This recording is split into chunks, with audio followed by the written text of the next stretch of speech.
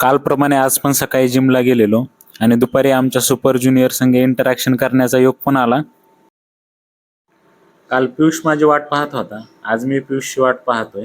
जसे जसे कर्म तैसे फळ देतो रे ईश्वर.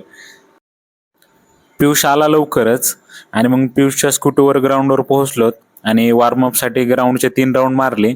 त्यानंतर सूर्यनमस्कार पण केले थोडे. पहिले काही दिवस फक्त सकाळी लवकर उठायची सवय लावायची आहे, त्यामुळे जिम मध्ये जाऊन जास्त काही करत नाही. जिम झाल्यानंतर थोड्या वेळासाठी शांत ग्राउंडवर बसलो. हे आमचं कॉलेज ग्राउंड आहे. सकाळी सकाळी खूप फ्रेश वाटतं इथं.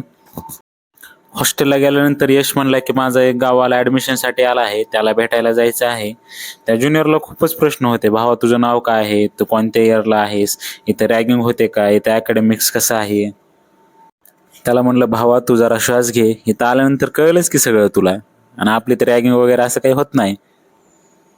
तर हे काही पालक हॉस्टेल ऑफिसला आले आहेत, तर इथं नवीन क्लर्क रुजू झाले, तर त्यांना एवढ्या गोष्टी माहीत नाहीत म्हणून आम्हाला मदत करायला सांगितली HMC आणि MMCला.